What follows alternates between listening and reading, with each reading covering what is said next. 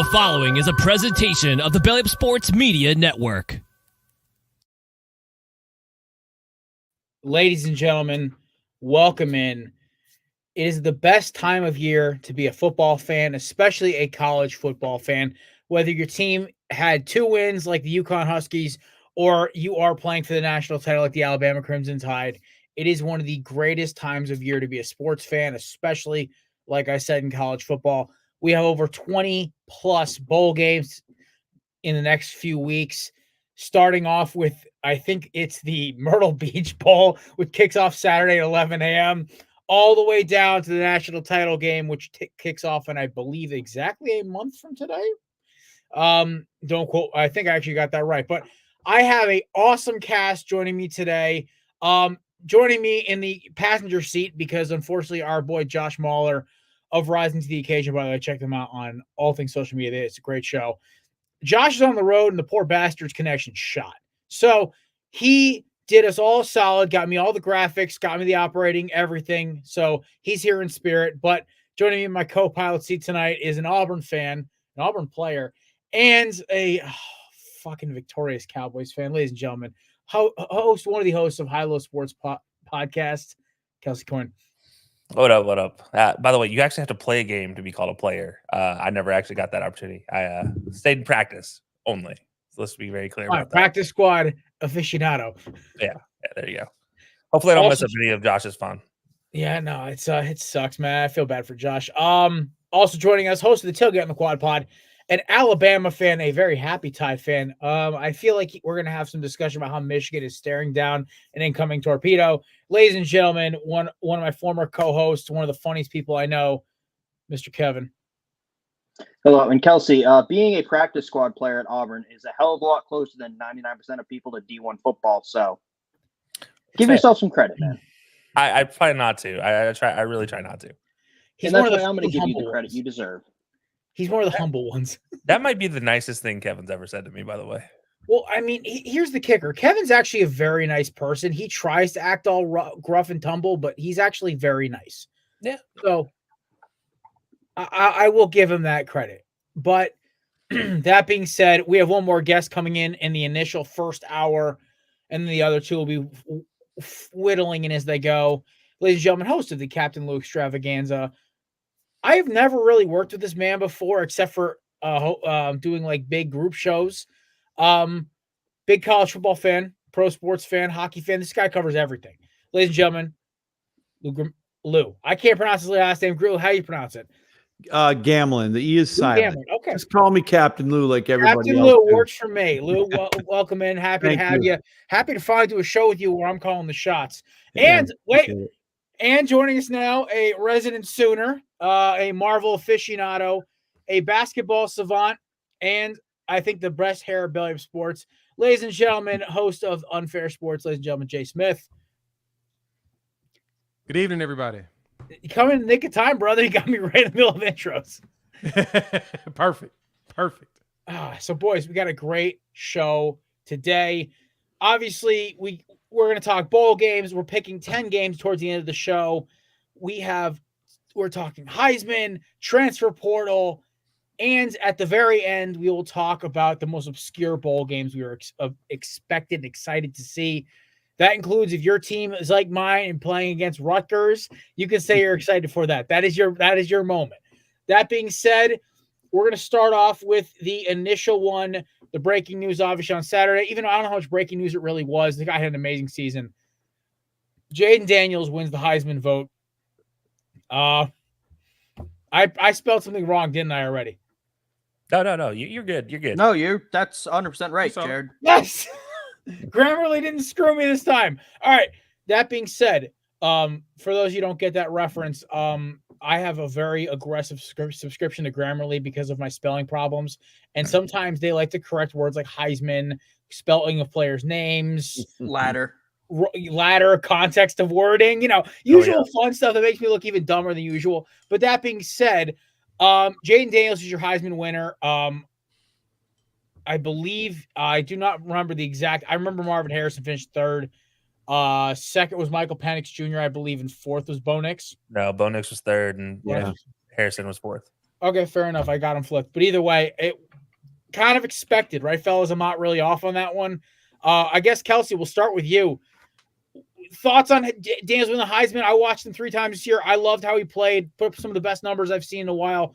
Very similar numbers to Joe Burrow from 19, except he didn't have a loaded roster around him, so he didn't win the national title, go undefeated. But Daniels wins the Heisman. Initial thoughts, Kelcey? Yeah, I mean, I don't know. I'm torn. I think Jaden Daniels had a fantastic season. Absolutely. I think he's an absolutely fantastic player. But is he the most unstoppable quarterback of the quarterbacks that were in this Heisman Trophy? No. The man had less than 100 yards total offense against Auburn, which in and of itself is a 6-6 team. So if you can't beat them, you're not doing great. And then you look at, on the other side, Michael Penix Jr. I'm sorry. The guy has one of the deadliest abilities to throw to the outside of the field I've ever seen. His 10-yard outs are stunning. Bo Nix will be a fantastic game manager at the next level. Don't know if he deserves maybe what the Heisman is for, but, look, I look at Michael Penix as the guy that probably should have won this, but I get it. I get Jaden Daniels, but at the same time, I feel like there's a little SEC bias in this one. And as an SEC fan, I can feel like I can say that comfortably. But you know what? I can't take away what he did on the ground either. So it's a fantastic season, but I personally feel Michael Penix should have taken this one. Fair enough. Kev, obviously, everyone knows your thoughts about LSU being a school that I wouldn't say a rival because you call it Bryant Denny West, but thoughts on Daniels winning the Heisman? He had LSU in that game against Alabama in its entirety until he got his brain scrambled, and then Brian Kelly tried to kill him by putting him back in, and then complaining that the hit got his brain scrambled. I digress. He was electric all year. I think the people complaining, but his team has 3 losses, are insane. Some other 3-loss Heisman winners, Bo Jackson, Tim Brown, Ricky Williams, Tebow, RG3, Lamar Jackson. Paul Hornung won it with Notre Dame in 1956 while going 2-8. It does not matter the win-loss record. It matters the performance on the field. Paul Hornung should not have won it that year. No. Jim Brown should have won it. But I digress. The 3 losses is not a fucking issue with the Heisman. Fair enough.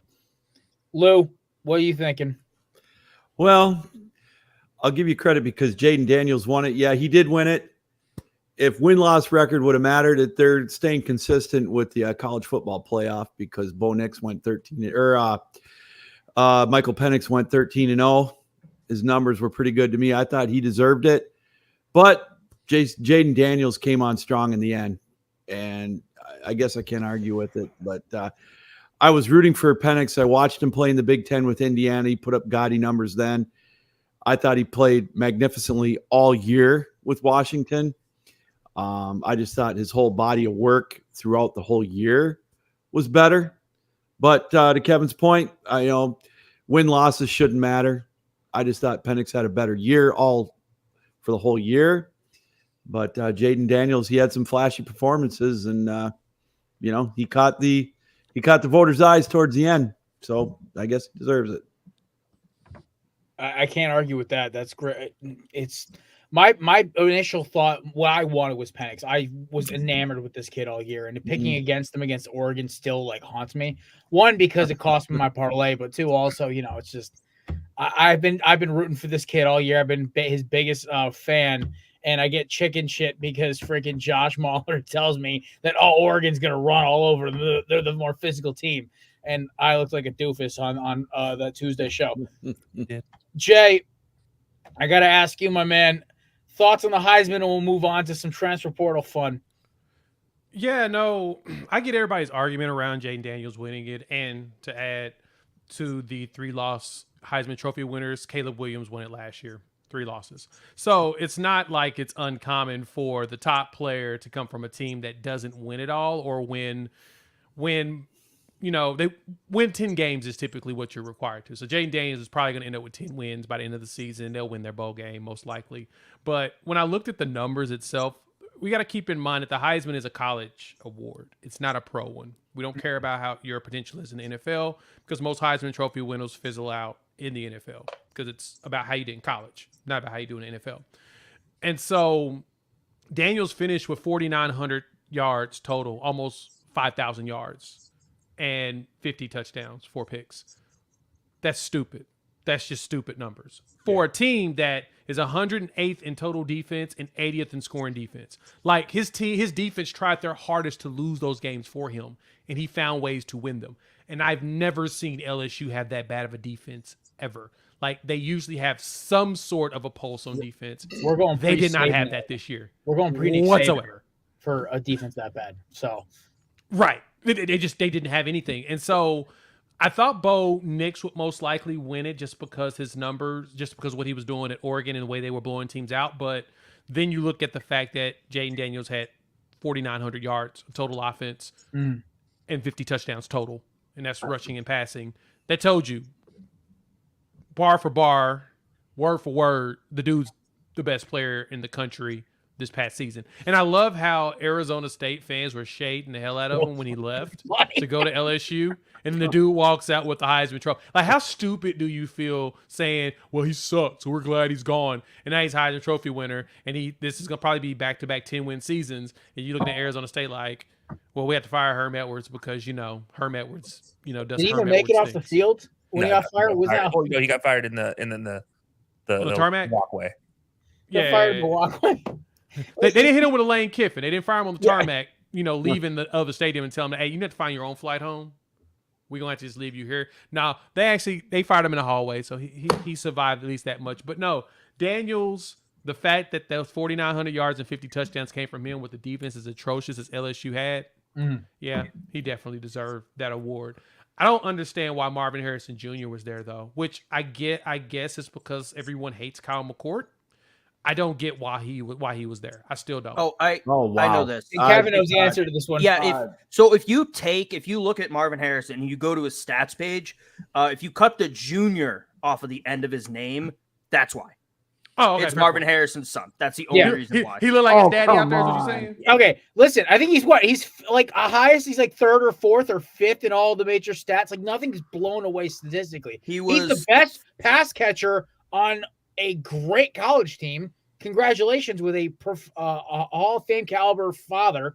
But my God, he was tied for 2nd in touchdowns. He was like 9th or 10th in yards and 37th in receptions. And for a team where he was their clear-cut number 1, you cannot be 37th in receptions if you're expecting to win the Heisman as a wide receiver. Wow. Malik Neighbors had 14 touchdowns with 86 catches and 1,500 yards. So that's kind of where I was confused with how he ended up in there, but Marvin Harrison didn't. But I guess it's because Marvin Harrison, everyone hates Kyle McCord. Look at the last Heisman winner to win that was a wide receiver. Devontae Smith. Devontae Smith, right? Like one of my favorite humans on the planet, right? But his stats were insane. And it wasn't like Marvin Harrison also on the eye test alone, right? And I've said this to Kevin because we were coasting the show together this time. I was blown away because Devontae Smith was the best player on the field. Doesn't matter what side of the ball. He was a dominant force. This little skinny 160-pound guy was lighting your team up. Marvin Harrison Jr. is an incredible receiver. That jumping turnaround catch is like iconic, but at the same time, it's not anything. I'm like, okay, Heisman moment. It's like, yeah, he's awesome. He's going to be an incredible pro player. Okay, all right. So I'm going to use this argument for the LF for Jaden Daniels.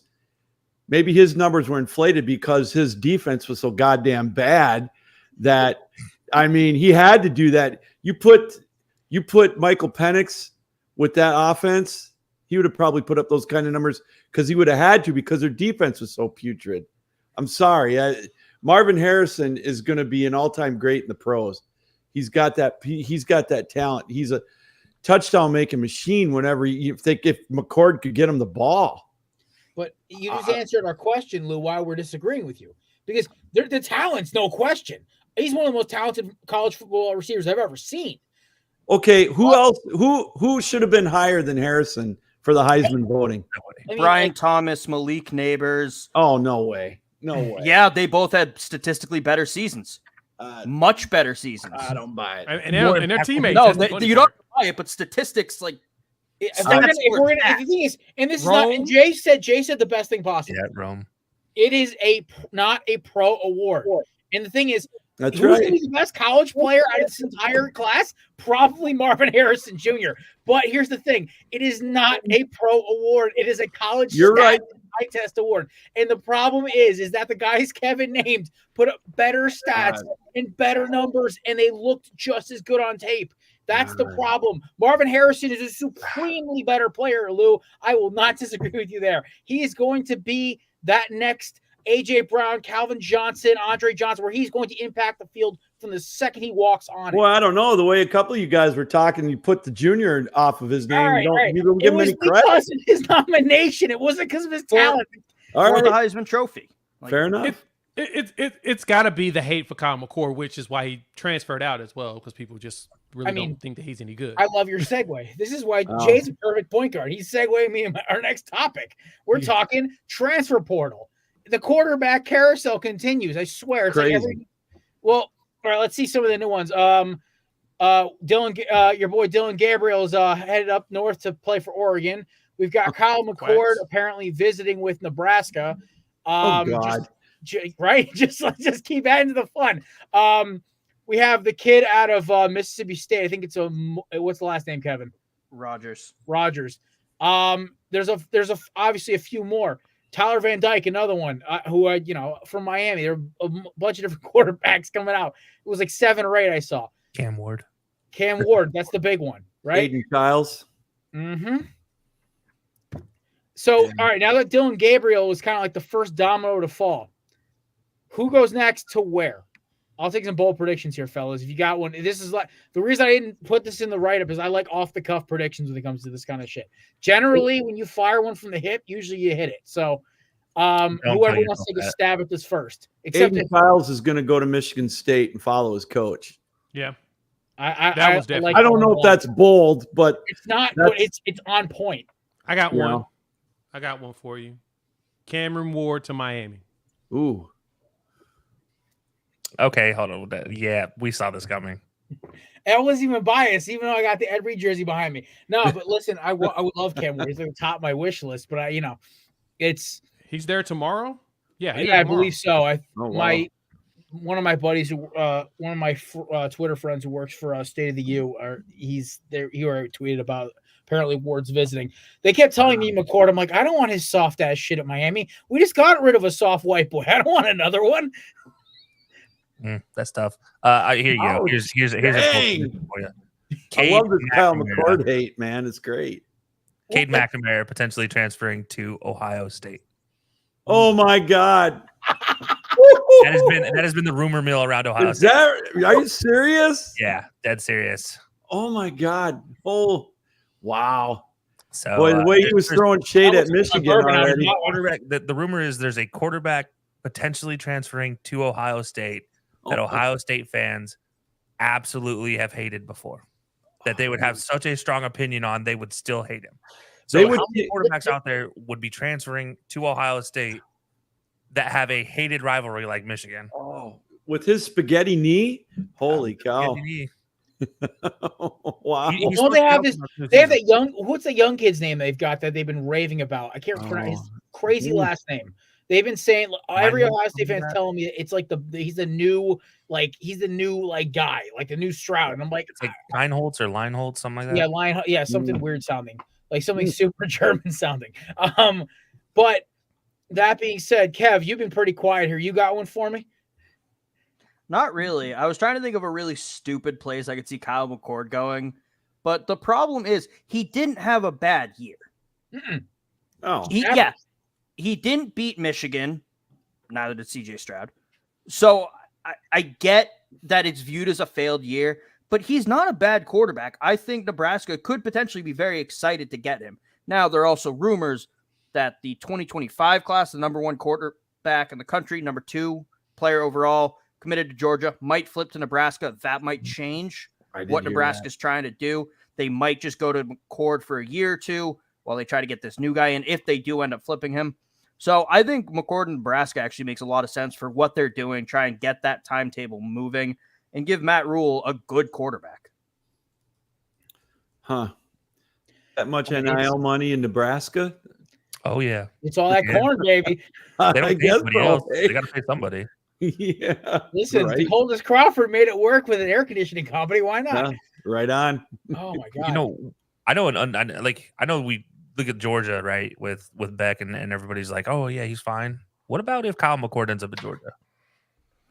Would he not be the next Stetson Bennett, except for a better arm? Maybe. Wow. I think it's is he going to beat out McCord in camp? I mean, Beck in camp though. I mean, for Kirby Smart's sake, yeah, you could.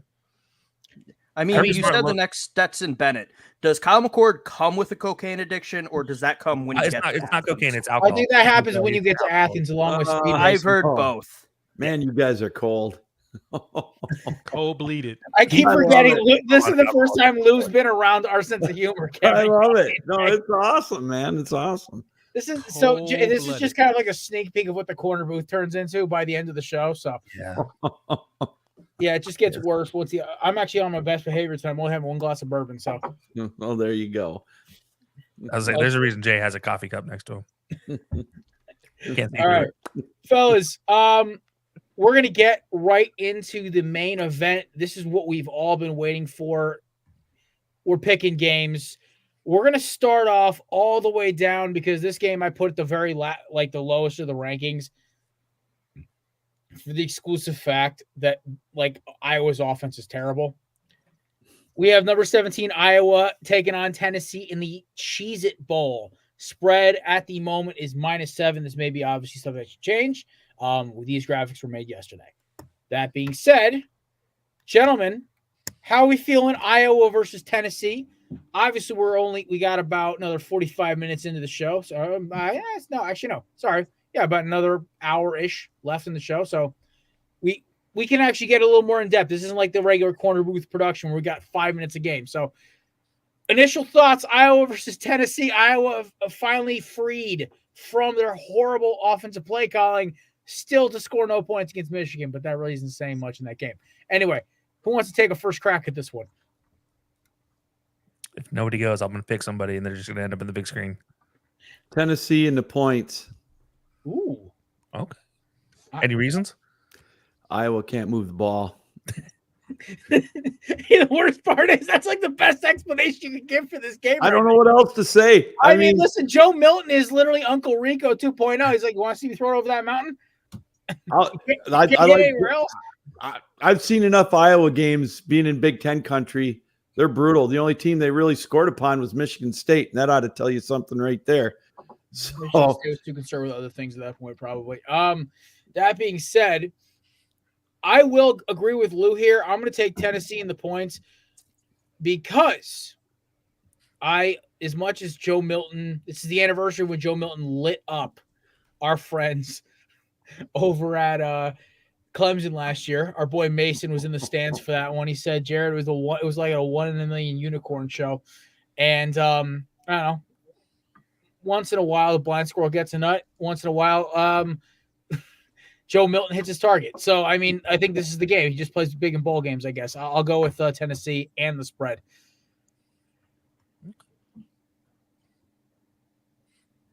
Okay, it's me. I was looking up Iowa's schedule this year.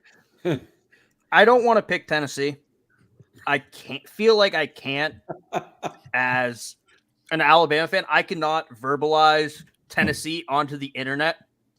So, hang on. But I think Iowa will still cover. I think that defense is too good. I think Joe Milton has some issues with accuracy. I think Iowa's pass rush will help with that a bit for Iowa's sake. But, no, I still think If you need the beep button, I have the bleep on. Yeah, here. he has the soundboard for it. It's just no, it's fine. I'll mute myself. I'll just mute myself whenever I have to say that. Oh man, that was great. I think it was you lose your card carrying member of Tide Nation. Maybe I don't know, but I wasn't gonna risk it. Fair. It's also why I'm loving how in the background of this graphic you have the little like slice through of the head of Jordan Travis. It would have been bad taste if it was through his ankle, but if it's through his noggin, it just means I don't like him. Wow. All right. So, Jay. Yeah, so I saw Tennessee last year. That's my second team. That's my original SEC team. At the Orange Bowl last year, and Joe Milton cooked up a Clemson defense that was actually pretty good. Iowa is not defensively as good as Clemson. They never will be. They're really good in the Big Ten. They're a really good Big Ten defense. We don't see very many explosive offenses in the Big Ten besides your traditional teams of Ohio State, Michigan. Every other year you see with Michigan State. Every third year you see with Penn State. Tennessee should blow the doors off of them with no problem. In Florida, in the South, where Iowa, I don't think they feel very comfortable back down there. It's just not their thing, especially the fact that they don't like playing offense anyway.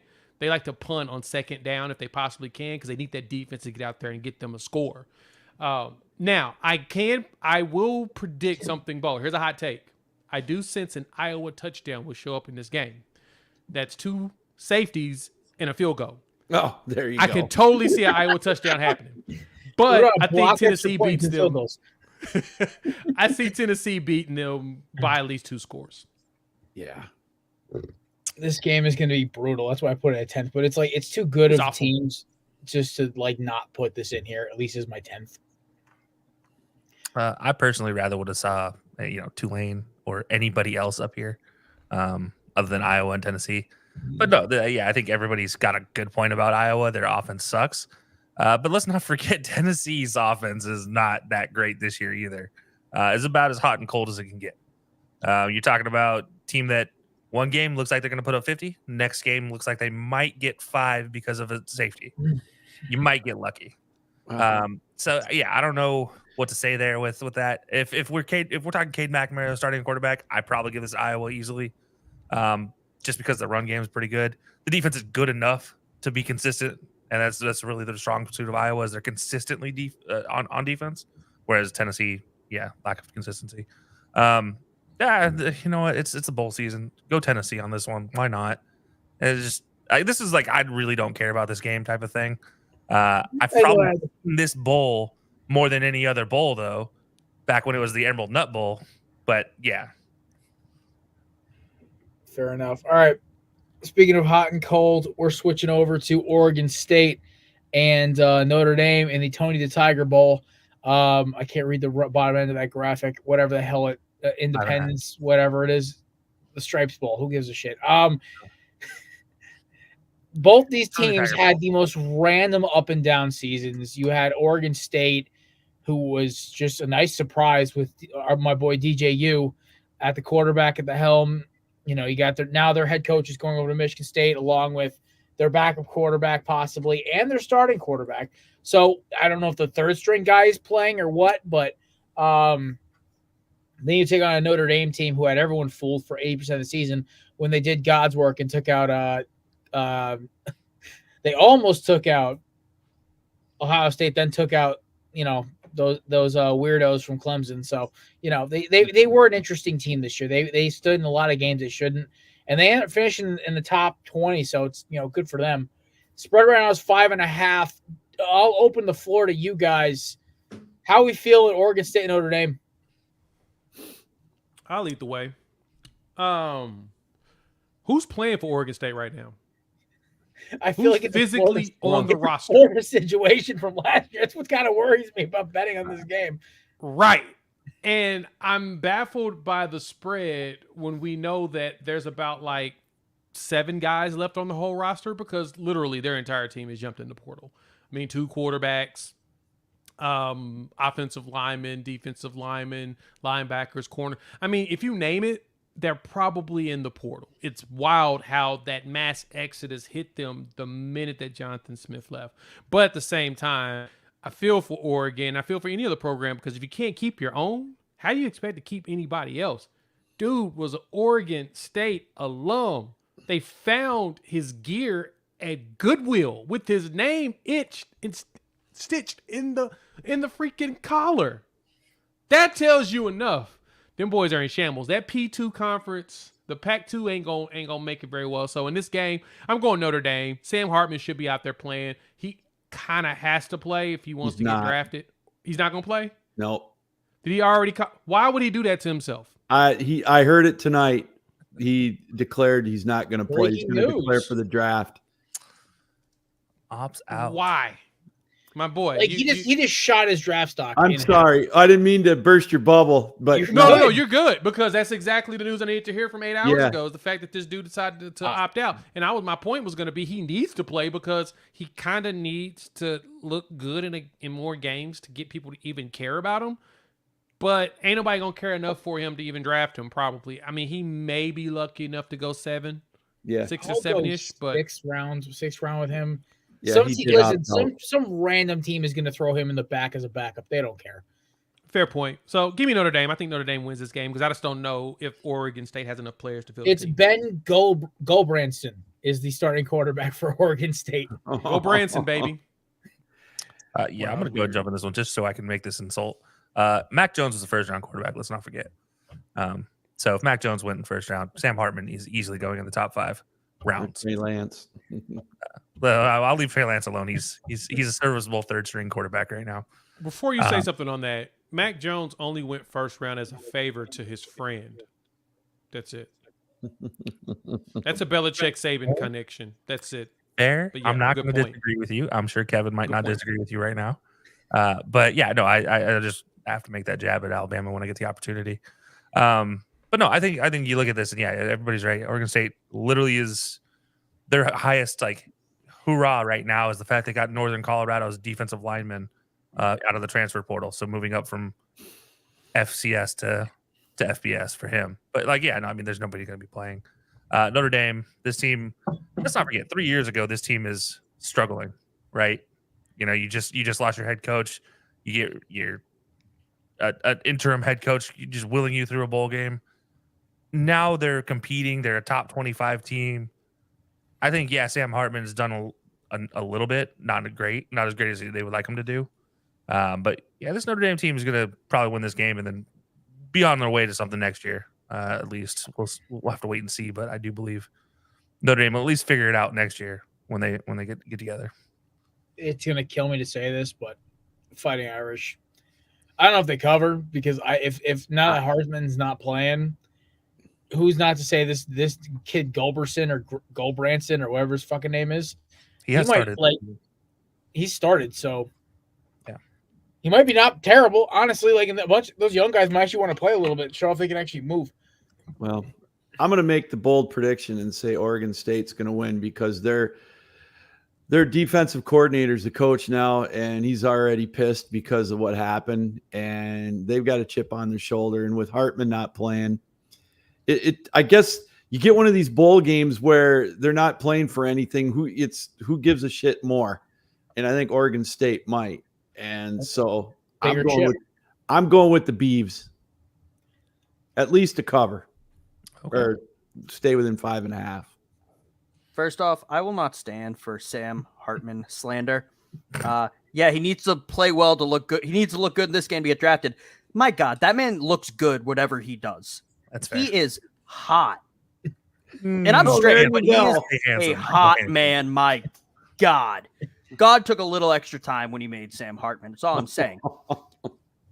But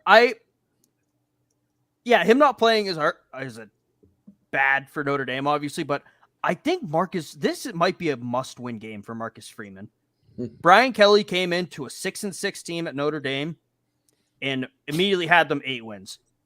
Marcus Freeman inherited an 11-1 team from Brian Kelly when he went to LSU. I don't know if Marcus Freeman will get the same leeway that Brian Kelly did, considering how much better the program was when he took it over. I think this is a must-win game for Marcus Freeman. I think Marcus Freeman is going to get that in his players' heads, and I think Notre Dame's going to cover. I'd like to actually jump off of what Kevin said. How many of you do think that Marcus Freeman is kind of on a do-or-die situation here? Because I feel like Notre Dame's history is 3 years and you're out. That's true. How much did they give the big fella, Charlie Weiss? 2.5 years? Nah, 7. That's how long it was? Yeah. Holy shit! One of their winningest coaches in the I keep forgetting. He used the Brady Quinn years. I forgot about that. I don't know. I don't think I think if they get killed or it's like an ugly game and it just looks bad and it looks terrible, then yes, like the seat gets hotter.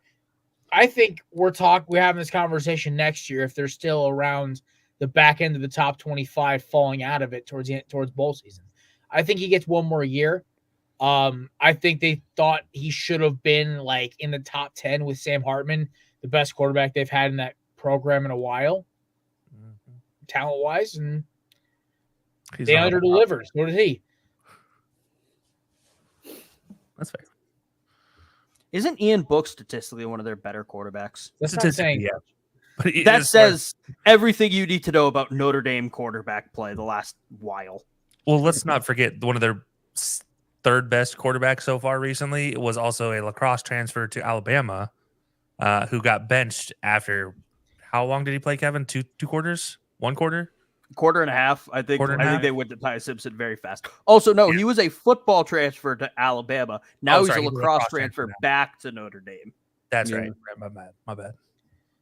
Embarrassing. Chris Hogan wannabe. I mean, the way this guy's been talking in the comments, I have a weird feeling he's a Florida State fan. We're leaving the Florida State commentary out of this one.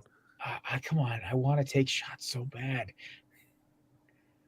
They broke. A bowl game is do or die because as the college football playoff has become a thing and as it's going to begin expanding, because they're not stopping at 12, by the way. Anyone who thinks that is insane. They're going to keep fucking going. They're going to see the money signs from this 12 team and go, oh, why not 24? Why not a March Madness thing? While we're giving these kids CTE that has never been seen on this scale. It's CTE is looking like that, like Michael Jordan when he sees an inferior opponent line up against. That's what CTE is going to be like with a March Madness style football tournament. But yeah, no, as they expand, if you aren't making one of those college football playoff bowl games, no one's going to care. Nobody will give a shit. I mean, unless you're like a group of 5 that sucked the year before. Or if you're like a perennially bad conference team and this is your best year you've had in years. Or if you're a team like Miami who had all the injuries in the world and has been terrible for a decade and finally got their shit somewhat together. I mean, well, let's look at it this way, right? Let's flip this a little bit differently. Let's word this question a little differently. Okay, everybody remembers the old NCAA 14, right? With the prestige lines, with the prestige stars. Yeah. All right, look at all those teams that had those prestiges. How many of those teams are still actually good now? And then, better yet, of those teams that are trying to strive to get back to that level, like how much can you afford to give your coach extra years? Because at this point in time, you're getting millions and millions, if not billions, if you make the playoff. Whereas if you don't, you're getting $30,000 to go to the Sun Bowl. I mean, is it worth keeping a coach longer to try to risk potential more subpar bowls? Or, I mean, I don't know. I mean, part of the issue, though, with that mindset is you will fire a coach who has been successful with you. You've beaten your biggest rival. You've gone to the national championship. You've shown out and shown you can be a competent, good football program. And then you end up hiring Brian Harsin. Ouch. So it's a toss-up. He's right, though. He's not wrong. I know. I was like, ouch, but wait, he's got something there. He's actually exactly right. I mean, no, to your point, yeah, but it does beg the question of how long do you give a coach? Like how much leash do you give a coach, right? Like how do you reward them for past victories? Because if you do, then you sometimes run into situations where you've seen like Charlie Weiss, for example, you mentioned early on in his tenure, very good. Later in his tenure, oh my God, he's coaching Kansas. Like, this might as well be what he is. So how much leeway do you give a coach nowadays when you have so much money on the line to get to a 12, as Kevin put, maybe even greater playoff down the road? I mean, there's so much money out there. Can schools afford to keep giving these coaches leeway? I think it depends. I think Kirby Smart will have all the leeway in the world. I think Nick Saban can coach at Alabama until the day he fucking dies. Yeah. And maybe a couple seasons after that. Really depends on what the available coaches are looking like. And I think Augustus Malzahn probably should have gotten a little more leeway, but he would have gotten less than those other two. Right. All righty. Moving on to I was going to make a joke about both these teams having former coaches that would have some interesting past and histories, but we'll go to Ole Miss and Penn State here at 10 and 11. I'm going to hold my Penn State jokes because this is a semi-family friendly program today. We dropped an F-bomb in the first 5 minutes. I don't know how. Yes, but this gets into the dark areas. This gets really into the regions of my sense of humor. So, I mean, how dare you talk about Bill O'Brien like that?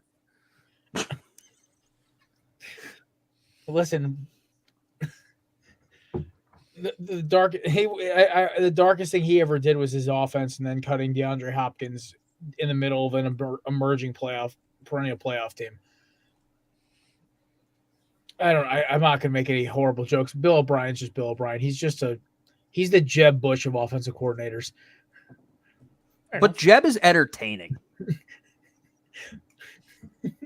Penn State would love to have Bill O'Brien the way their offense goes. James Franklin is just a knockoff Keegan Michael Key, man. Like, there's nothing really entertaining about it. He's an average head coach. Like, you're trying to tell. And I come from a whole family of Penn State fans because I had my oldest cousin went there, so everyone decided to. Now one of my youngest, she goes there for her master's, so they're all Penn State fans. I'm just like, because it's just, to me, it's just a joke of a program. Also, talk about leeway. James Franklin has been coasting on one Big Ten championship for the past 7 years. I just thought of that for a second. We were talking about coaching. I'm like, wait a minute. He's been there for almost a decade at this point, and he's one Big Ten title. Yeah, I think his average is maybe 3 losses a year. I mean, he's Iowa with a better offense. Yeah, that's right. I don't know. Do they cross 25 points every game? Yeah, but they also give up 25 points, so it's kind of Iowa only scores 12, but they only give up 8. Like, so that's the thing. It's like, and then you go down to Ole Miss. Ole Miss is the Penn State of the SEC. A couple flashy players here and there every year. You know, everyone talks about they have a shot at winning the damn SEC, and then they just don't do shit. I mean, the fact they finished in the 11th, good for Lane and the boys. They're the starters of the SEC. Lane Kiffin. Don't get me started on him. I feel like we just struck a hardcore Lou there. Love Lane. Old Joey overrated. Oh God. Nope. You started. Lou, you got. Lane Kiffin is the most overrated college footballer, pro head coach in the last 25 years. For all the accolades he got before he got to Ole Miss, what did he ever do? What did he ever win? Sir, I raise you Lincoln Riley. Oh, well, he's getting there. What do they have in common? They both coached at USC. Handsome gentlemen who coach at USC were gifted Heisman-winning quarterbacks and couldn't win more than 6 or 7 games. No, I've never been a Lane Kiffin fan. Maybe it's because Colin Cowherd used to slobber all over him. That'll do it. Oh, my God. Yeah. Sorry, I digress. Slobbers on everybody. Right. Especially they dated Los Angeles. Yeah, until you break up with his daughter, actually. Just ask DTR and Trey Lance how that went. Fair point. Ouch. All right, Jay, do we get your pick for that last one?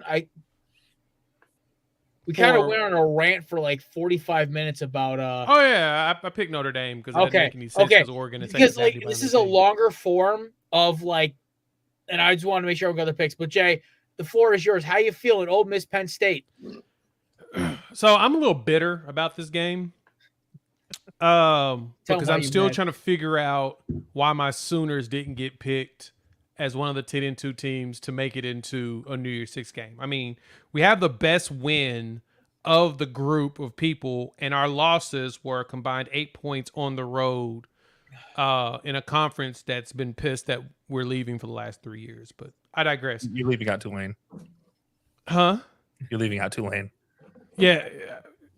Kelcey has an unholy man crush on the Tulane. They're the SEC team that doesn't exist in the SEC. That's what they are. Yeah. After they left the SEC, that's kind of just when they just kind of vanished. But they still get all the Louisiana boys, so they're still very competitive. Also, awesome campus. But yeah, a beautiful campus too. I've been there a couple times, but I digress. Ole Miss should go in there and cook Penn State. Like nothing about Penn State is impressive whatsoever. They play a very cupcake schedule in the Big Ten every year, and then they meet the two big dogs and get their asses kicked. That's just like the tradition, as old as the game itself, it feels like. So they're always propped up with a record that never reflects how they actually play ball. Now, I like James Franklin because he does well with like little. He does a really good job of just, being under the radar. He'll win you 10 games, 9 games pretty consistently. He may have 1 6-win season, but he'll keep himself bowl eligible. But nothing about Penn State tells me that they deserve to be in a New Year's Six game. They got mollywopped by the two teams in the Big Ten that always beats them, like every year. Like there's nothing about them I can ever say that I believe in them on.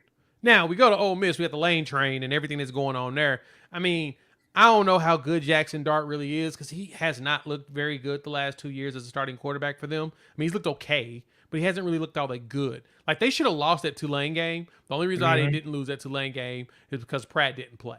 Pratt plays, that game is done. Ole Miss has 3 losses, and we're not talking about them right now. And the referee misspotting on well, fourth yeah, the down. miss. I try not to throw too much at the referees because He's not. that's Patrick just Mahomes. not something you're going to be able to fix. We are No, I there's just a lost referee because of that. stupid deal every single week, but yeah, I don't see anything about Ole Miss that impresses me. So, but at the same time, it's Penn State, so I'm gonna take Ole Miss. I think that they can go ahead and win this game. The spread is Penn State minus 3.5. I think Ole Miss covers this one and wins the game. All right. I will take Ole Miss and Joey Freshwater as well.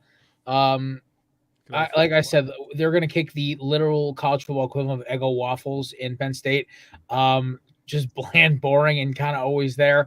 Ole Miss, to me, just as much as Jackson's Dart has been just a coin flip of a quarterback the last 2 years, like Jay said, they did also play very good football besides the Tulane game, which cost our intern probably the Picks championship shot, Kelcey. So that Don't being even start with me. I swear. that being said, I'm going to go with Ole Miss here. Betting on Ole Miss this year, I'm 3-0, and I'm going to stick with that. So I'm going to stick with it here. So give me Ole Miss. All right, I'm going to just defend myself for a second. Tulane was not a bad team. They were not a bad pick.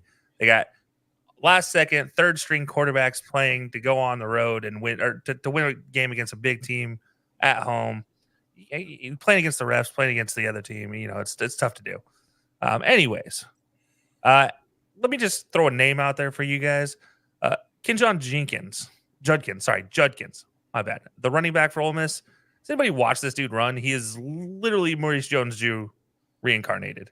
It is sickening to watch him run the ball because no matter what you do, you can't stop him for less than 8 yards. And I'm sorry, Penn State, there's nobody on a Big Ten defense this year, any Big Ten defense, let alone on Penn State, that can probably hold up to a Judkins type run. There's very few teams out there that could have somebody that can do that. So yeah, I'm gonna go Ole Miss here. This just feels like an easy win for Ole Miss. And the fact Spencer Sanders doesn't start for Ole Miss, it feels like a crime. Fair.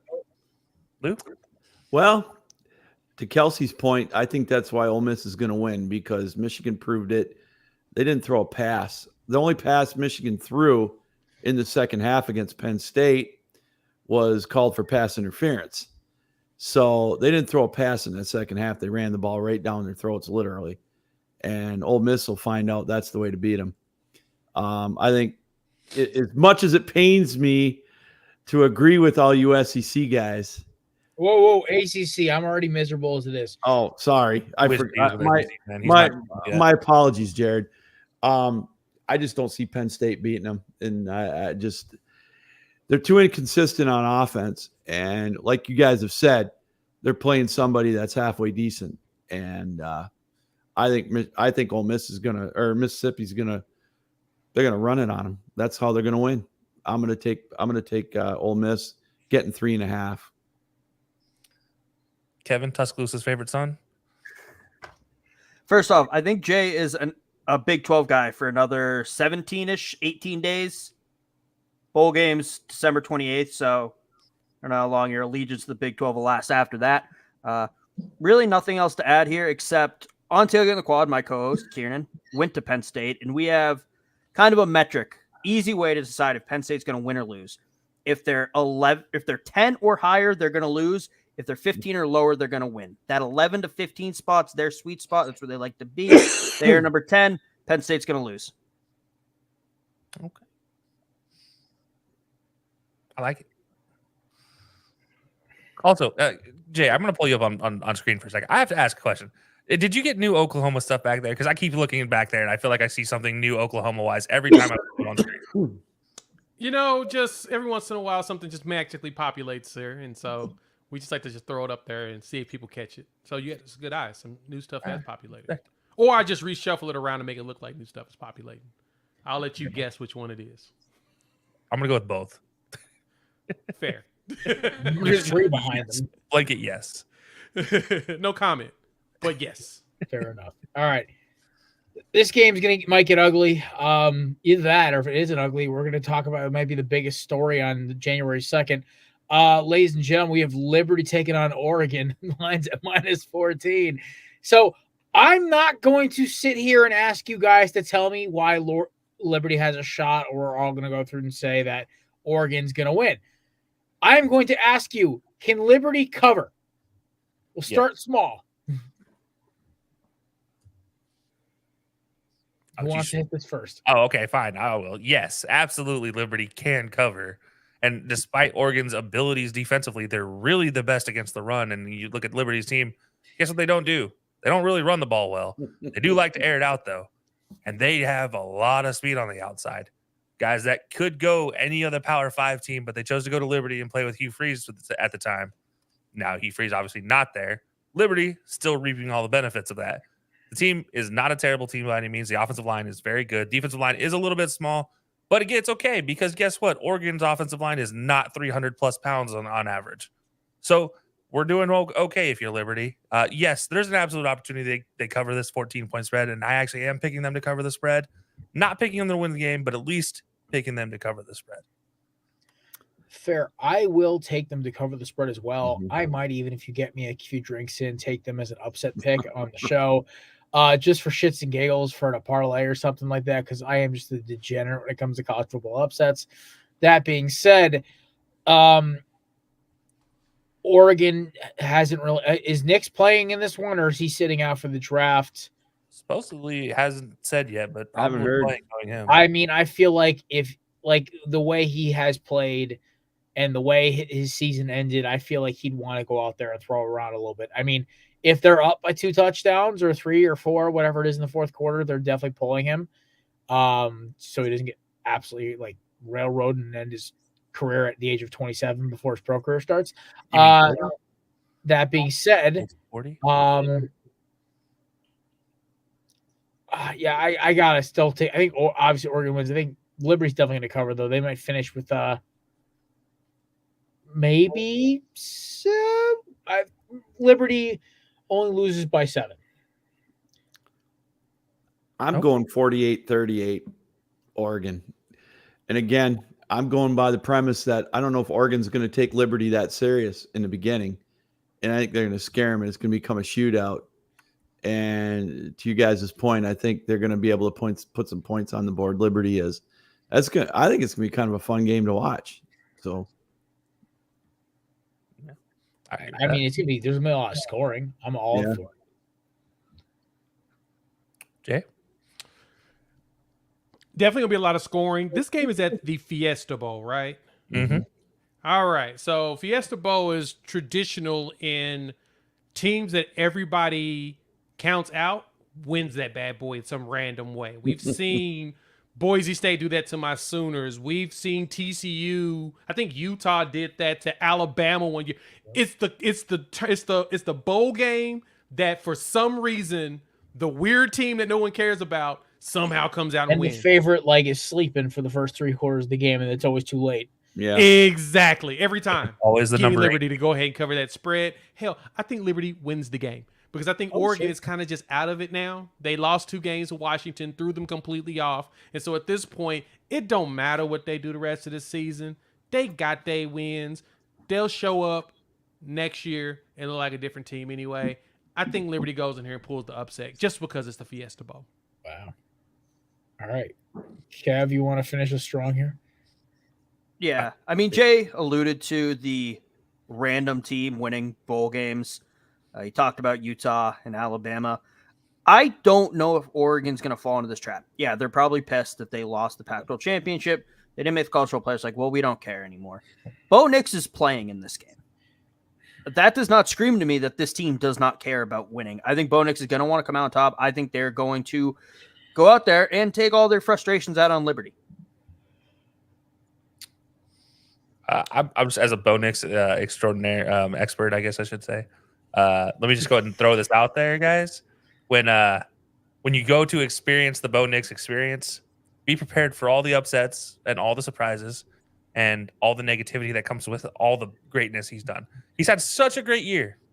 Such a great year. There's no better way for Bo Nix to go out of college football than to throw 3 interceptions and to lose to Liberty in the Fiesta. This literally just sum up everything about Bo Nix and his entire 17,000-year college career.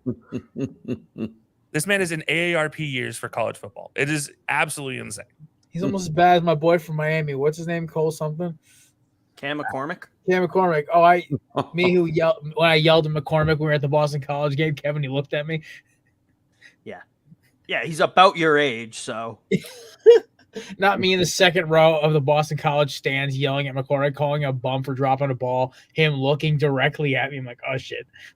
He needs to get a job. Yeah, I know. I mean, shit, I'm on my 4th job out of college already. What's his fucking excuse? NCAA just keeps giving him waivers. And money. Yeah. All right. We're on to the next one. Here's a question from Early second. I get 3rd round vibes from him.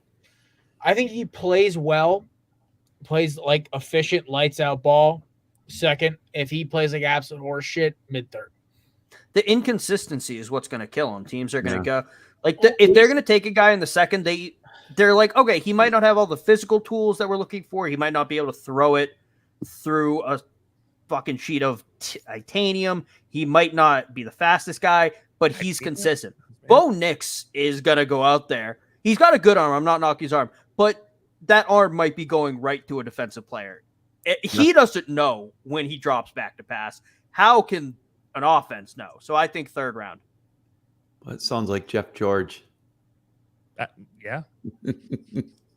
John Kitna, maybe. There you go. Jay, thoughts? Yeah, I can see the Kitna. That sounds good. I think Nix can actually last in the NFL. He has pretty good size, right? Now he's like a Mariota traveling backup interim starter kind of. Right. I think he can if he plays his cards right, he can be a Chase Daniels, and that's the only player I would ever aspire to be in the NFL. You're a career backup. You make like 50, 60 million, 60 million, and you never get hit. Why would you not aspire to do that? Like, I mean, I get the machismo behind football, but I don't like being in car accidents on a regular basis. But if I can go out there, do a little scout teaming, and occasionally play whenever somebody gets hurt, like once every 3 years, bro, and make like $40, $50 million, sign me the bleep up right now. I will take that money. Hell yeah, he's got that NFL retirement all set too, man. You're exactly right, Jay. I raise you. My man's owning like 6 dealerships on South Beach by the time that career's over. Thank you. Exactly. Chad Henne. Right on. Chad Henne, yeah, exactly. He played. That's probably the guy I probably aspire to the most. Yeah, he's a hero in Kansas City. And he has all the money of his early career where he was supposed to be the savior. And then also he has all this extra money for being a great backup. Yeah. But I actually, realistically, I think Bo Nix probably does go in the 2nd round. But I will say he has a career arc closer to Jeff Garcia, where he is going to be a great game manager, where he stays as a starter for teams. Teams are going to be really disappointed because they're not getting like a superstar, but they're also not going to be disappointed because they're not getting a bottom 15. Or they get excited because their quarterback got injured for the 45th time and Garcia leads them to the playoffs, not somebody's team. Like in his back end of his career, absolutely. But no, I think early on in his career, we're going to see like 49ers Jeff Garcia, where it's just like, yeah, he gets his start probably because of an injury, but he's good enough to stay there, and nobody's going to replace him because unless you replace him with elite talent, you're not really getting better. What? He can game manage like the best of them, and in the NFL, that's all you need to win a Super Bowl is a game manager. Kind of sounds like Kirk Cousins a little bit. Yeah, or Tom Brady maybe. Also, Not Tom Brady talent though. Very clear. I want to just bring up backups real quick. Charlie Whitehurst, how did we not mention him? The man had a 10-year NFL career, did not step on a field for 5 of those years. Oh God, that's a legend. Legend, right there at the bank. That's who I Love aspire to be. Show up about half the time. Who was the Packers quarterback that got the bankroll from the Seahawks? Oh, Matt Matt Flynn. Flynn. There you go. Matt Flynn. Yeah. National The bad champion. part is Flynn actually had to start games, so that's different. That's Yeah. That's He's like not- Matt he Castle in did. He Kansas was City. like a money. ballistics gel dummy for a couple games, man. He's just taking shells left and right. Don't ever mention Exactly. that man's name in my presence again. Because he what did he have? 6 touchdown passes against my Lions. And Yes. Lou, And, to be fair, since I've been alive since 1995, a lot of players put up a lot of touchdown passes against your Lions. but they didn't parlay one game into a $25 million contract. Like That's just Swan called did. hustle, baby. In the last game, cost the Lions a playoff spot. I mean, you guys might have just given Justin Fields a second contract with that game on Sunday. Oh. wow. That hurt. Sorry. Oh, Listen, I Justin, shouldn't like, talk. come My on, team got embarrassed too. Hey, it's Yeah, all good, man. Shh. They're still in My first team's been place. getting I don't embarrassed care. all season. So I didn't even know Kevin's team was still not relegated to the XFL yet. they were just officially knocked out of the playoffs. this week. Carolina? Oh, boy. No, he's Nah, the a Patriots. He's a Patriots. Oh, fan. the Patriots. When the Almost the status Bengals quo. won, that officially knocked the Wow. Patriots out, I think. With Jake Browning, Fuck you, Dude, Jay Browning. 2018 CFP no show.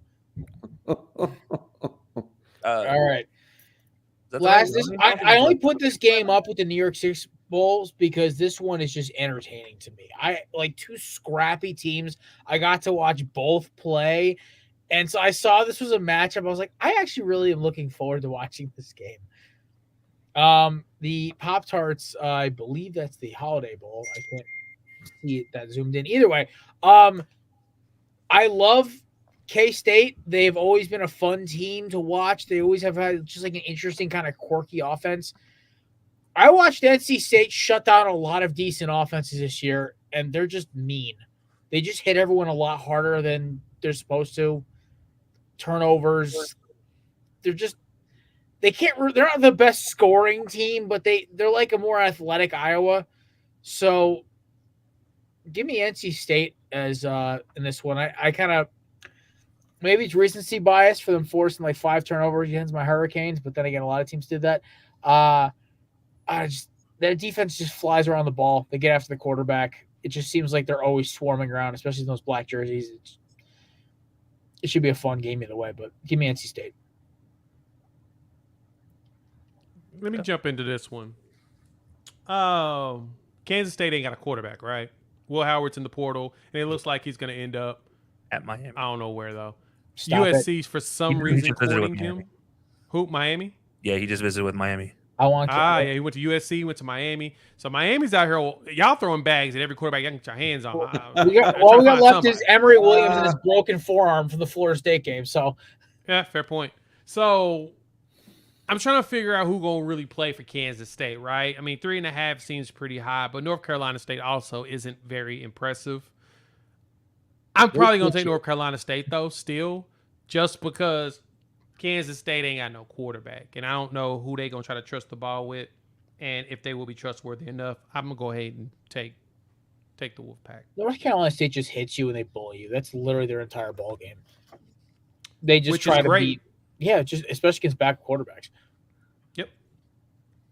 I will jump on this one as well. I'm gonna kind of stack on to what you're saying. Not only do they have no quarterback, they also lost their offensive coordinator to Texas A&M, former quarterback at K-State, Colin Klein. However, historically, we all know this about K-State. The one thing they hang their hat on is the next man up mentality, to a absolute fault. So much so that they have the highest rate of walk-on players to ever play a single game in a D1 football season.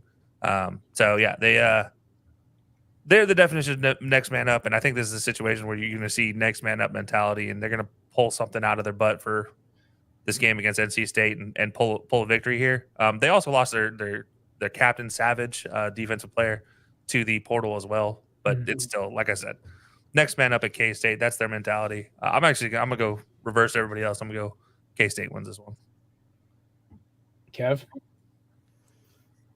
I have no idea who to pick on this. I feel like both Flip a teams coin. had. I don't do I don't flips. have a fucking coin near me. Let's go with NC State. I've watched them play in person once in my life. It was the ugliest game of football in the first half, and then in the second half, it was NC State all the way. So let's go with that. NC State. That might actually be a great way to talk about this game. I agree. Fair enough. NC State. All right. We are going to roll after Lou picks his. Wait, Lou, you said NC State, right? NC State. Yeah. It's, Because like coin it flip didn't for zoom me. into your camera fast enough. I was like, That's all right. Right on. fair enough. All right, we're going to roll into the fun ones now. We're going to start off with the game that, I actually almost forgot about this one. And then I saw Jay's background and I was like, oh, this was somehow this got pushed below all the New Year's Six games. So Oklahoma, Arizona. This one will be fun. And Jay, who's actually starting for Oklahoma though? Jackson Arnold, the 5-star quarterback and Gatorade Player of the Year from his class last year, is going to be getting his first official start in the new era of Sooner civilization. All right, we have to make these next three quick because we got to talk obviously about the college football playoff. But I will go with Oklahoma here. I think Arizona caught a lot of teams in the Pac-12 by surprise. The Pacific Passing League is known for eating self alive, and this is no different. Oklahoma is a different beast. This is their last game as a Big 12 team. I think this 5-star kid is going to be having an easy time throwing against that secondary. I don't think they're going to have to deal with – he's a little different than the what is it? They called Utah's third-string quarterback a pig farmer. He literally was a big farmer, but yes. He was literally a pig farmer. I think they played against another backup, and then you have the ghost of Caleb Williams. It was just an ugly season for the Pac-12. Also, I don't count the Colorado Buffalo as an actual Pac-12 team. I consider them a media circus with a football team attached. That being said, give me Oklahoma to cover and then some. Billy Sims, baby, 1980, Boomer Sooner. Let's go, baby. I'm just going to go put Jay up here for that after that. That's the best follow-up. Well, I mean, y'all see what's behind me, so obviously we know what we're going to go with. But no, I do think it's going to be a good game. I think Arizona did surprise a lot of people in the pack in the country. There were one team that I kept picking when I was doing Bleacher Report for their college football pick show. I kept picking Arizona because there was something about him. And that freshman, Noah Fafita, yeah, he's got my attention, and it's somebody I'm going to keep my eyes on going into the Big 12. The new era of civilization for Oklahoma is going to be Jackson Arnold, which we've seen him play a little bit. He's got an arm. He likes to run. He can scramble. He feels like he could be up there. His ceiling is probably Baker Mayfield. And that's Heisman, right? I think his ceiling, because he has a similar game and type. He's also faster. But the bigger thing for me is Danny Stutzman just announced today that he's returning for another season. So he'll be here in 2024. Which means he's going to play in the Alamo Bowl. So the defensive heart and soul and leader is back. And they also brought back Billy Bowman in the secondary, who should have been in the Thorpe Award conversation. But for some reason, they overlooked the fact that he had 6 interceptions and 3 of those returned for a touchdown. So 238 yards of return yards as a safety. And he somehow did not end up in an award that's sponsored out of the state of Oklahoma by Paycom. Baffles me. Give me the Sooners. I think they cover that spread, no problem. Yeah. All right. Arizona has improved every year under their current coach, whose name is something stupid, I think. I think his last name is Fish. Jed Fish. Weird fucking name, I'm going to be honest with you. But I think Oklahoma's going to want to make a statement before jumping ship to the SEC. And I think they're going to end Arizona's little Cinderella run we've seen them on. Yeah, I think this is a clean sweep here for Oklahoma. This team is too good. Nick Anderson by himself out that receiver. Also, let's not sleep on Big Game Bob's son. Drake, the leading receiver, by the way, for Oklahoma this season. Just wild. Insane. Yeah, absolutely insane to think about. But this team is, look, Brent Venables has this team, especially his defense, like out of its mind. They're ready to make an impact and go into the SEC on a roll. No better way to do that than beating the snot out of a defunct Pac-12 team. So give it to Oklahoma here. Nothing against Arizona. They've had a fantastic season. They played well above their weight, but this is a situation where Oklahoma and Texas teams do not lose in the Alamo Bowl game. There you go. I believe Lou picked, right? Everyone picked. I'm like, I lost. I got a little carried away. Mike just gave me an update. His computer decided to restart itself and then start updating. That's always the best. Oh yeah. I mean, the home of computer problems. Yeah, literally. Like Josh has literally just died, and then we have Mike's who decided he wants to update at 9:30 at night. Finally we get to the fun ones. Honestly, though, I think Arizona OU is gonna be fun, but we got to talk about this one. It's the 5 versus 6 matchup. Georgia, Florida State. I mean, fellas, this is the game that everyone's gonna. It's gonna if by some miracle Florida State wins, guys, we're gonna have a lot of conversations that next day, right? Let me stop you. It's not gonna happen. Georgia, Alabama caught them and they hit them right in the jaw. Okay, Alabama punched their ticket, literally. Georgia, I watched Florida State almost lose to my Hurricanes, who were a dumpster fire that won games this year. I watched them barely beat a lot of mediocre ACC teams, and then they caught LSU with their pants down week 1.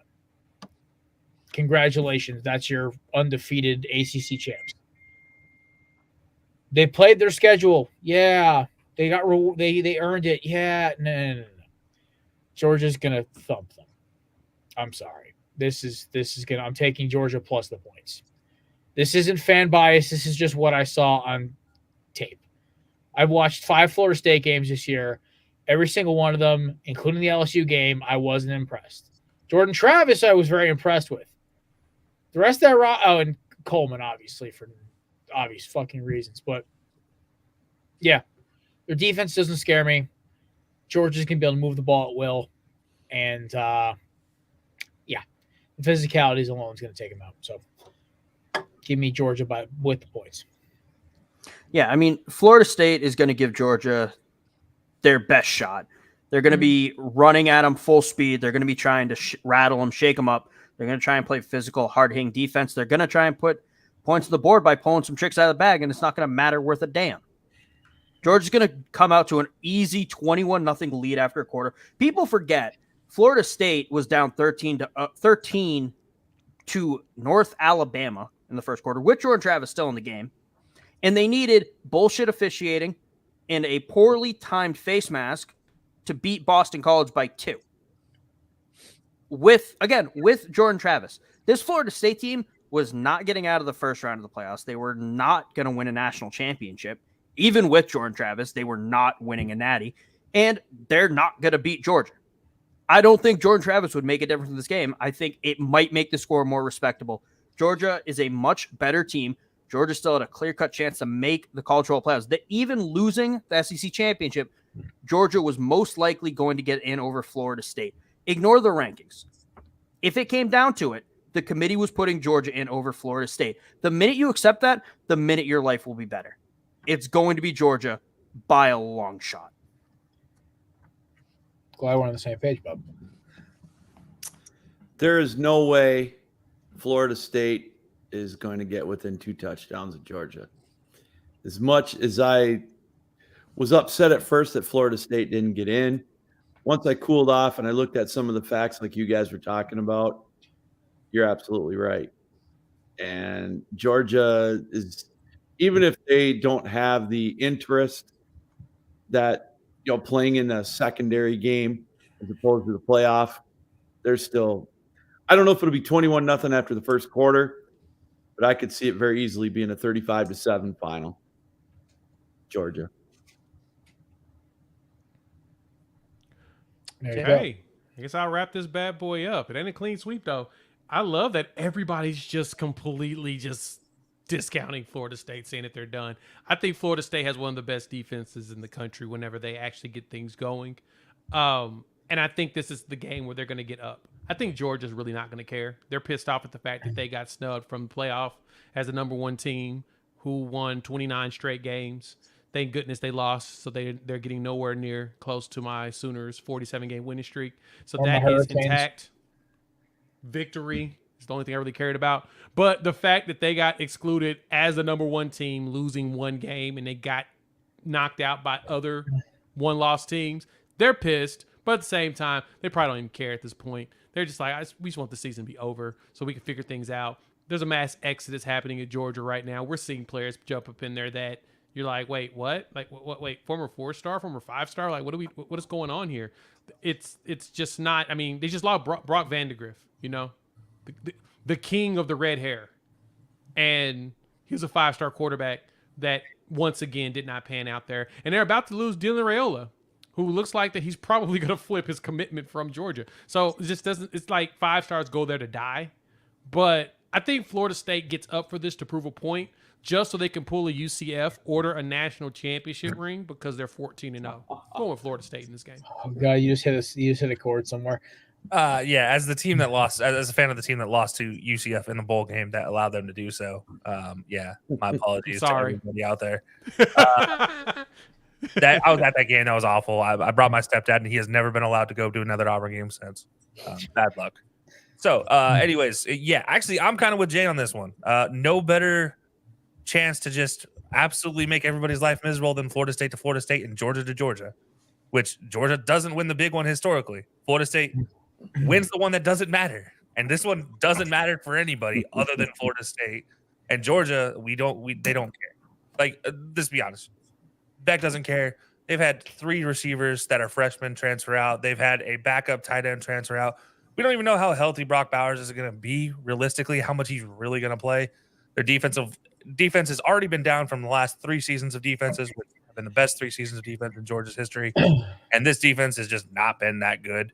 And they have 2 opt-outs as well. They also have 2 guys entering the transfer portal. And there's not a single corner on Georgia's team that can handle Keon Coleman. Flat out nobody. I'm sorry. We're talking Michigan State transfer here, who is about to just moss all over every single one of these Georgia defenders. You don't have to be a good quarterback to throw the ball up to a guy who's 6'4" and can jump out of a building. And I'm sorry. You don't have to be good. Jared, any one of your broken arm quarterbacks could have done that at Miami. But 3. Yes, Florida State wins this one. Also, shout out to Jared Verse, absolutely one of the best defensive linemen and most underrated defensive linemen. And when he goes in the draft, look for him to go in the first round. All right. Now for the games we've all been waiting for. We are going to start with the 2 versus 3 matchup in the college football playoff. We have Texas and Washington. Texas right now, 4-point favorites. You have Penix and Washington taking on God, why can I not think of Texas quarterbacks? Quinn Ewers. Quinn Ewers. I don't understand why I couldn't think of his name for a second. I drew a complete mind blank. I could complete mind blank for a second. Anyway, I watched Texas absolutely thump Oklahoma State. I watched them upset Alabama. I watched them lose to Oklahoma. Okay, those are the 3 Texas games I watched in Hentley this year. I saw the same team every time. They could score. They can move the football. But I can't go against Penix. That's my dude. I can't pick against him. I love this Washington team. They showed me a physical side in that Pac-12 championship game that I've been waiting to see all year. They showed up. They came to play. Penix led them down the field. They scored. They won. They held off Nix and the boys.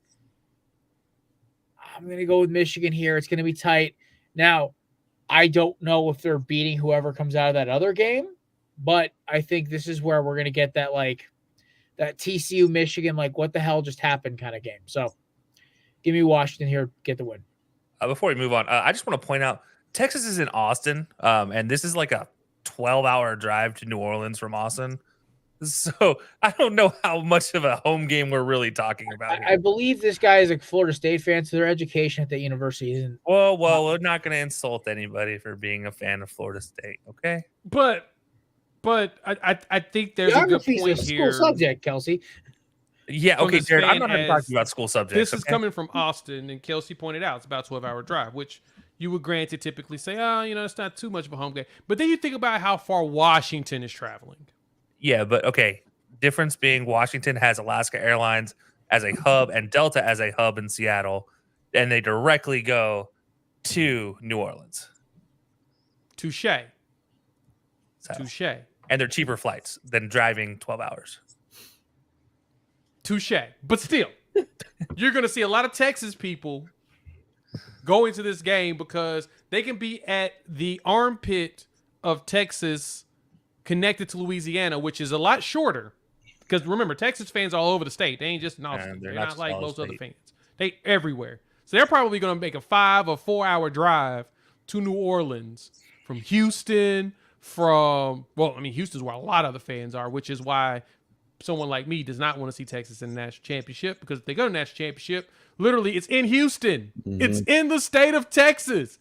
Every Texas fan will be there. It'll be just surrounded with nothing but that disgusting burnt orange. But I digress. This is a rematch from last year. Most people don't remember, but Washington played Texas in the Alamo Bowl last season and beat them 27-24. So this will be a rematch for Texas, as once again, Washington will be traveling midway through the country to play this game. And Kelcey, you made a point. They've got hubs. So they've got flights that will go in and out direct, no problem. I'm going with Washington in this game. I think Washington can win this game. Just because I'm really sold on Michael Penix going out there and cooking that Texas secondary. Texas secondary is not good. Nope. We proved that. They're not good. And Washington is physical enough to slow down some of that Texas pass rush. They've got like 6 wide receivers that can do stuff at Washington. And that's going to put a lot of strain on the linebackers and the secondary for Texas. Give me Washington to go ahead and win this game. And I think they do enough to put enough pressure on Quinn Ewers. You pressure him enough, he's going to fold. I'm going to jump in that for Jay. I agree wholeheartedly with Jay. This is a situation where Washington is everybody's going to talk about the Washington last time they're in the playoffs. They played Bama, right? But you played Bama in Georgia in a home game, very eerily similar to you playing Texas in New Orleans in a home game. But again, we just proved the points of why it's not really a home game. But there's no more obnoxious fan other than Alabama fan except for a Texas fan, which is why I will say here, I just hope to God Texas loses for no other reason than to watch all of them in misery. But also, the point about tickets, right? Yeah, it's a home game. Cool thing about college football playoffs, they have a 50-50 split amongst the universities across the board. The only way you can get these tickets is if you're part of this university. The only way you can get these tickets part of this university. So they may show up at the stadium, but they're going to be outside the stadium, not inside the stadium, which is what gives Washington an opportunity. And also, Roma Duze is an absolutely fantastic beast of a receiver. And Washington always has good corners. Even though the rest of the defense is struggling, Washington always puts out good corners. So give me Washington in this one. Not even counting what I said about Michael Penix earlier. Kevin. I know Jay, Kelcey, you guys have talked a lot about how it's not really a home game. It is. Yeah. If the game was in the Pacific Northwest, then yeah, no, it wouldn't be. Anywhere else in the country, they're Texas fans. There are more Texas fans than Washington fans. Jake Browning and that 2016 team, where we're talking about them playing Alabama, had a very similar season statistics-wise to Michael Penix Jr. Different players, just pointing out that they're similar. So I'm going to go with Texas. I think Quinn Ewers has developed a lot this year. I think Steve Sarkisian's getting his system in there. I think they're beefing up again after years of just focusing on skill position players. I think Texas is a good chance. I think this is their chance to show the world they're back. Also, Kevin wants a rematch. I've gone back and forth on this game. A couple of weeks ago, I went on a show and I said there's nobody going to beat Texas. And then I watched this Washington team who, to me, just punked Oregon. and I love Penix. I really do. Oh gosh,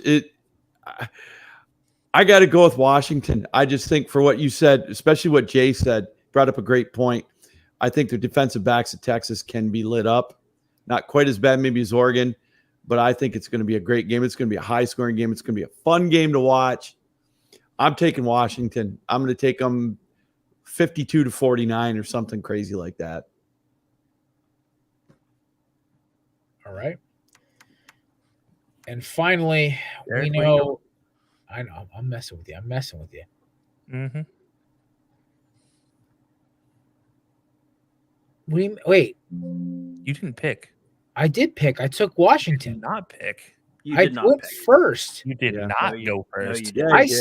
Yeah, I said Texas look great, but I'm picking Michael Penix to Washington. You Oh, rolled man, your that was eyes so at me. long ago. I don't even. I was like, fuck, I know for a fact I picked. I went first. Yeah. All right. Whatever. Finally. I got your know- back, Jared. Thank you, Lou. I know a certain member of this panel has been waiting all day to talk about this. I just have to fucking ask you game. a question. I have a very important question for you guys. Is this not Michael Penix? Is Bobby Wagner not Michael Penix Jr.? Jesus Christ. Are they not the same person? Can you just look at that face and tell me that is not the same person? He is I slightly don't- heavier, and They're that's like, they look like they're cousins. they are brothers, man. They are twins. Sorry, this has just bothered me since the Heisman. DJ mentioned it and has bothered the heck out of me. All right. Finally, the game that Kevin's probably gonna not shut up about for the next 2.5-3 weeks. I'm surprised he hasn't brought his I hate Michigan shit yet. But Kevin, the floor is yours, my friend. Yeah, I don't hate Michigan. I understand. everybody hates I Michigan. don't- What are you talking about? I don't hate Michigan at all. I'd have to think about Michigan. I'd have to have any sort of feeling towards Michigan. Michigan is irrelevant to me. And there it Like is. they do not matter to me whatsoever. They are the little brother in their own rivalry, so can't relate to them that way. You're full of shit there. What was it like? 17-3 over 20 years on Ohio State's side. Little brother I'm talking in about that Michigan. rivalry. Okay for now, but all right, you digress. Go ahead. JJ McCarthy has looked unbelievably mid since Eric Mangini wrong sign stealing scandal. Since Connor Stallions was caught going to Gabe's and Vedvoing people. Michigan, and people are like, oh, Alabama's defensive line is going to struggle against Michigan's offense. Like, oh, Alabama's not going to be able to stop the run. Oh, Alabama's not going to be able to block. What the fuck are you talking about? Every single offensive lineman on our team is bigger than Michigan's entire defensive line. Our defensive line has maybe the biggest freak of an athlete in college football right now, Dallas Turner. It does not matter. Texas' Jalen Milroe, defensive lineman is Sweat is still a bigger freak of nature, but that's I digress. fair.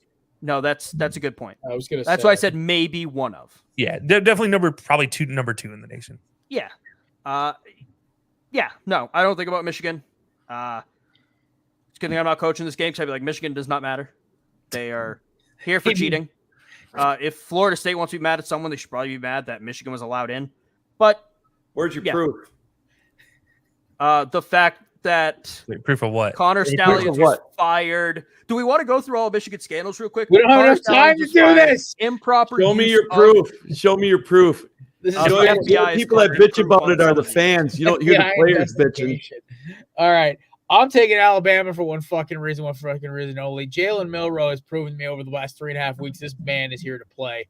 Hail That Mary. throw against Auburn was fucking phenomenal. No, it was not. Yes, it was. You stop it. You There stand should have here been on a lie. safety there. Took a Hail Mary to beat Peyton Thorne-led team. All right, Wow. here's the best part, and Kevin said it. He's a freak of nature. There's about 14 of them on the other side of the ball. On the other matter of fact is that Alabama, they're getting hot. They're the hot team right now. Okay. They're winning games. They slipped up to Texas. That's it.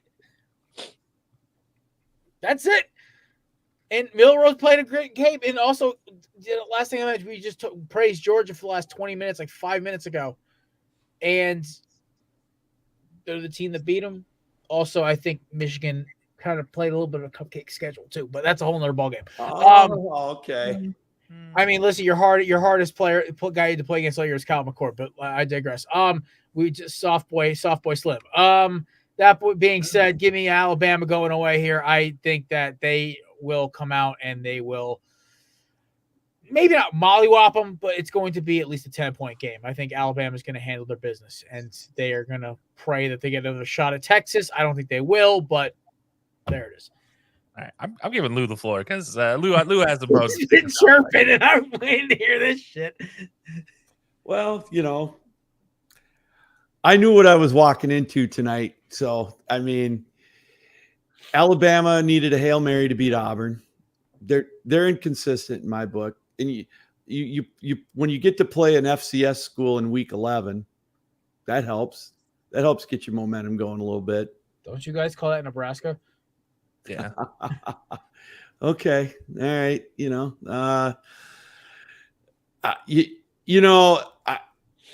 Our bowl record has not been good either. So I as much as I want to pick Michigan to win this one, I really want to just to shut up a lot of people. Not you guys, but a lot of people up here. To shut up these guys. I think Michigan's defense can handle Ohio State or Alabama's, but I don't know if Michigan's defense can handle Alabama's offense, and that's what it's going to come down to. And God, I can't argue with you guys.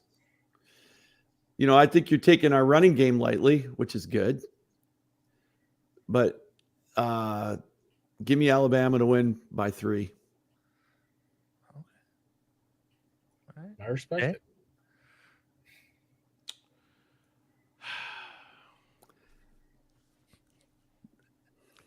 I'm going to be honest. Y'all made compelling points. JJ McCarthy has not shown us anything, but he ain't had to show us nothing. That's right. Michigan's just running air down everybody's throat, right?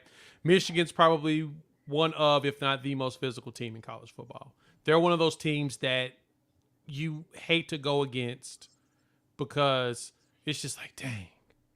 It's like, have you had to physically screw in screws into like a cabinet or something to build it, but you couldn't use a drill. You had to hand screw it. And how exhausting it gets after you get to the 5th one and you've got 50 of them. That's playing against Michigan on the offensive line. They just wear you out. And it's like they get stronger as the game progresses.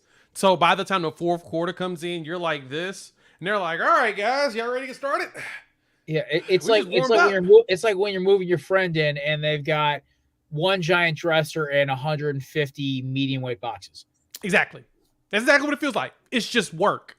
And so I think Michigan pulls the shocker here. I said this week 4, especially as all of the Connor Stallion stuff started to come out. Michigan's going to win the national championship. Then they're going to vacate all of those wins. And we're all going to be pissed because the whole year is wasted. Like, it's just this season was. They just went straight darkest timeline. It's just pointless. I mean, by the gonna way, win it. They are the favorites still at -1.5. I mean, it's basically a fucking pick 'em, but And they're traveling to what? They're not the Peach Bowl. Where are they? Pasadena. They're at the Rose Bowl. They're the Rose Bowl. Yeah. So it's even more of a home game for them because Bama's traveling cross country to get out there. And Michigan goes there all the time when they play in the Rose Bowl. They've done it for years. So that's like a second home for them. I'm calling it for Michigan to win this game. I don't think it's a blow. I think it's a close one. I think Jalen Milroe goes out there and cooks. I think that the goal for Bama is to make J.J. McCarthy beat them. But the problem is you really don't want him to have to beat you because he can throw. He just never has to. There's no reason to. Stupid. Why waste your time? That's why he's still considered a top draft prospect, which is very weird if you think about it. He don't really do much in numbers, but they still think he's a top prospect. Why? Because he's got the talent. Thing is, Michigan don't say, hey, no, we're just going to run down their throat. I'm going to call Michigan to win this game in a shocker. The one thing, though, getting back to my pick, too, is Michigan's offensive line is really banged up. And that's what worries me the most.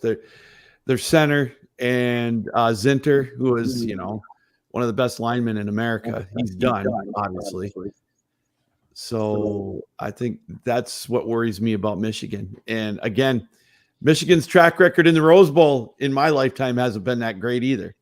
But the history of it, and Alabama's, all kidding aside, they got to beat Alabama before I can pick them to beat them. That's why I took Alabama. That's fair. And that's fair. That's how I feel about Penn State. Every time I pick them. Any game Penn State's involved in. Alabama's only lost the Rose Bowl once, and that was 1937. So they've only been to the Rose Bowl 4 times though. So they have been to the Rose Bowl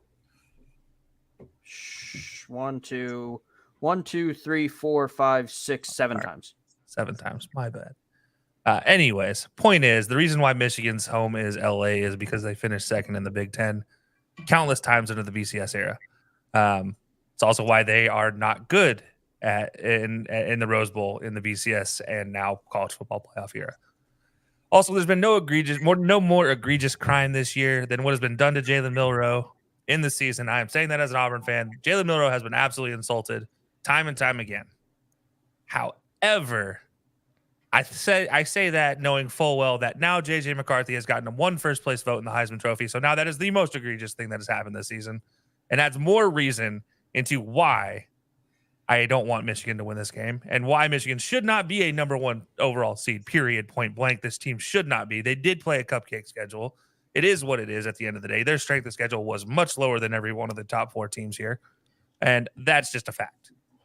J.J. McCarthy did not have to do anything because Blake Corum and that offensive line was doing everything. But we saw once the injury happened to Zinter, 1 play, a touchdown from Blake Corum, but we haven't seen anything from him since. Not against a real team. Let's be honest. It's against Iowa here. But now comparing stat-wise, J.J. McCarthy actually has more yards and more touchdowns and less interceptions than Jalen Milroe this season.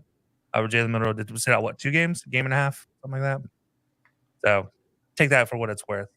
Physicality wise, look, maybe I'm biased here because I've dealt with this type of level of talent. Big Ten football players are physical, but there are levels to this. And as much as I love to say that the talent is there for Michigan, it does not equal to the just sheer brute force that comes from an Alabama defense and an offensive line. That team is built different. They are trained differently. They are absolute freaks of nature. And they also don't have to get paid in hamburgers to be able to play. So there are a lot said to this, but I'm going to go with Alabama here. It's not going to be really a good game because if this is offensive line for Michigan was healthy, I'm going Michigan. And I said this before. I think the Heisman Trophy winner for Michigan is that offensive line, point blank. But unfortunately, that they're not there. Zinter getting out. Lou's exactly right. Zinter is one of the best offensive linemen, if not the best center in the nation, up until that injury. It sucks to see, but it's part of the game. Whereas Bama running on all cylinders right now, and we all know hot streaks do play a part in the playoffs. So yeah, give me Bama here over Michigan. I do think it's going to be a close game, though. It's probably going to be like a 3 to 7 point game. So nothing crazy. Ladies and gentlemen, we have hit over an hour and a half. I appreciate these guys for hanging on the marathon session with me. Shout out to our boys Josh and Mike, who are unfortunately down for the count tonight due to technical issues. That being said, Lou, where can we find your amazing content? You can find me on the Captain Lou Extravaganza based out of the Captain Lou Sports Network on YouTube, powered up by Belly Up Sports, by the way. Wednesday nights, the Captain Lou Extravaganza, where we talk about everything sports related. And nights during the hockey season, we do the ACHA Power Play, which is the American Collegiate Hockey Association, which is the National Club Hockey League. Don't tell those guys that. But that's on Tuesday nights at 7 o'clock as well. And I got to say, it's been an absolute honor and a treat to be with you guys tonight. Same to us, Lou. It was a blast. Thanks for bringing your A game, man. It was fun. Thank you. You can find me and the Krusty crew over at the Corner Booth Pod. Everything Corner Booth Pod. We do live shows every Monday. Not this week, obviously, because of this show, so it's tomorrow. on YouTube, and then obviously the Corner Booth pregame, which is on Thursdays. That was Kevin's brainchild when he was with us. Still going strong. We are actually about to wrap up our 10th season, which is fucking insane to think about. We're at, between live and regular shows, we're over 390 episodes, which is just absolutely bonkers. That being said, me, Matt, and Chris, we're always going to give you at least as much bad and entertaining sports, gambling, and drinking, and just having a good time. All these fine esteemed gentlemen have either made an appearance or are making an appearance soon on the Corner Booth pregame, so it's always a fun time over there. We're Corner Booth Pod on basically everything social media. Kelcey, what about you and my handsome Hunter Renfro body double? Yeah, you can find DJ and I every Wednesday, 7 p.m. I do this every time. Every Wednesday, 8 p.m. Eastern time. Live on all audio platforms Wednesday morning. So you catch that 7 a.m. And you can find us on social media, on X or Twitter, whatever you want to call it, at @high_low_sports, or on everything else at high-low sports. Make sure you add in high-low sports. Otherwise, you'll find a all-female talk show. So I always have to throw that out there. Yeah, made that mistake the first time I tagged you guys. Mr. Smith. Yeah, you can find me on YouTube, Unfair Sports, as well as wherever podcasts I download and listen to. Just search Unfair Sports. I go live on Sundays and typically Wednesdays for the Sooner or Later Sports Show. We talk mainly OU football and some college football mixed in. And I do another show with some friends called the SEC Connect on Wednesdays at 6. We talk all SEC football, and we just kind of clown each other a lot. But yeah, thanks for having me as usual. It's another good time. Right. And last but not least, one of my oldest friends here, Kev, where can we find you and Kieran's Rockets bunch? Gotta shut down the show before he does. I'm just kidding. Don't worry, Jared. You can say least. My mom certainly did. You can find us at Quad Tailgate on all social media platforms. We release Wednesday nights. As I like to call it, the second biggest shit show in college football behind the CFP committee. And the College Football Podcast, the CFP Hall of Fame is scared to listen to because they blocked our Twitter account. So check us out. Tailgate in the Quad, at Quad Tailgate, Wednesday nights. Like I said, Kevin is a goddamn menace on social media. Hey, real quick before we get out of here, everybody, 5 cents, five words or less. Who's your national champion? Jared, you're going last because I know you can't keep the 5 words. Nope. Okay, you're going first. Brought to you by candidates. Michigan, just so they can go ahead and vacate all the wins. There you go. Kev? Alabama, roll motherfucking Tide. I thought you might need all 5 words. All right. Washington, Michael Penix. Jared, 5 seconds or less. Otherwise, I will kick you out. Washington, Cinderella story. All right. My dude. And then also our last sponsor, SeatGeek. By the way, use that for your first ticket, by the way. Yeah. $20 off. It works for everyone except me. Apparently, I used it like a year ago and forgot about it. Bye, Jay. He does that. It's okay, though. All right. Do you think it was my mom joke? No, Kevin, I think that was not what scared him away. I think it's what scared Lou away. That's fair. All right, ladies and gentlemen, we appreciate you stopping by. Check out all these fine gentlemen shows, and appreciate shout out to Josh Mahler of Rise to the Occasion for doing all the graphics. Help me with this write-up, and for being a true soldier.